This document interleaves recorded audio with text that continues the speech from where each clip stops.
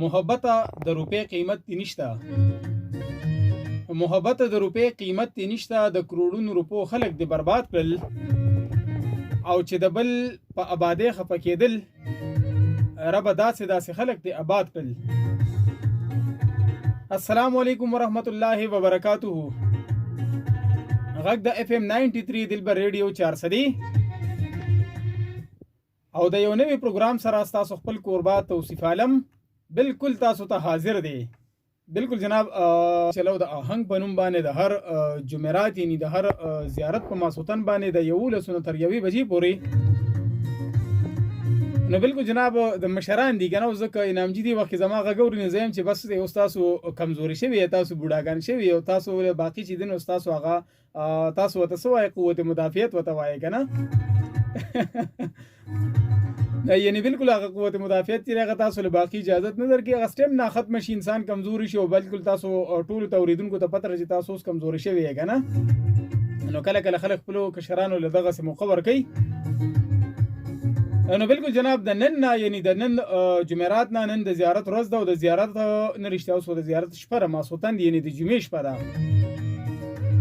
د خپل کوربا توصیف عالم سره به دغه پروګرام تاسو اورئ د نوي نوم سره سندرې ملغلرې.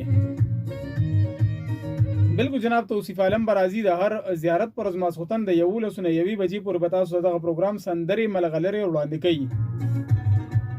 او څنګه چې په پرومو کې به تاسو اورېدلی وي او زه درته بیا هم د دې پروګرام وضاحت کوم. نن د دې پروګرام چې لومبۍ ورځ ده او په دغه پروګرام کې به تاسو چې کوم دینو د مختلف قسمه خلکو حوالې سره موضوعات اورئ، د مختلف قسمه معاشرتي چې کوم زموږ موضوعات دي هغه به اورئ. دې نه علاوه خوږې سندرې ښکلې سندرې به هم تاسو په دې کې اورئ. دغه نه علاوه چې دینو درنې خبرې وکېږي، خوږې خبرې وکېږي، تاسو سره د ټلیفون د لارې هم رابطې کېږي. تاسو به رابطې کوئ، تاسو به میسیجز کوئ. په څه باندې زمونږ د ټلیفون شمیره خو ټولو ته یاده ده. څه ده صابر جانه د ټلیفون شمیره چې ده زمونږ څه ده؟ 091651503 09165150093 091651503. بالکل جناب دین علاوه د پروګرام د نن تاسو شرکت کولی شئ، د میسیج د لارې هم راتلی شئ. په څه باندې خپل ښایسته خپل ښکلي موبایل کې به تاسو لاړ شئ رایټ میسیج آپشن ته یا کریټ نیو میسیج ته به لاړ شئ. هلته به تاسو ټایپ کې RD93 لږ سپیس لږه دیکا لږه دمه به ورله ورکې. د هغې نه پس به تاسو خپل ښکلي شان نیم ولیکئ. بیا به د هغې نه بعد د خپل علاقې نوم ولیکئ چې د چېرته نه تاسو میسیج کوئ د هغه ځای نوم به ولیکئ.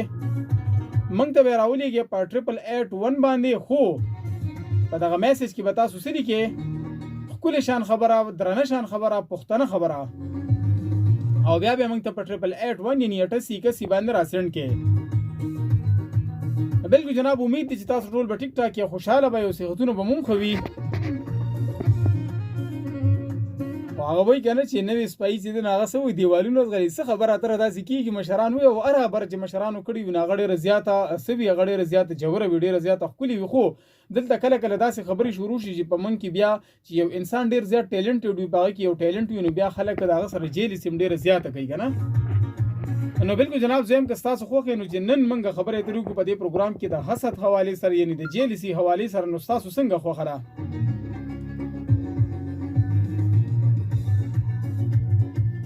ځکه چې جیلسي یعنی حسد چې دی د هغې نه خلکو بالکل نن سبا فیشن جوړ کړی دی، یو رواج یې جوړ کړی دی او هر یو سړی له یارې د یو نه یو طریقې سره حسد کوي. د چا سره؟ څوک د خپل د تره زوی سره کوي، څوک چې دی د ورور سره حسد کوي، څوک د ملګرو سره حسد کوي او څوک چې دی نو په رشته دارۍ کې دننه کېږي د یو بل نه ډېر زیات جیلس.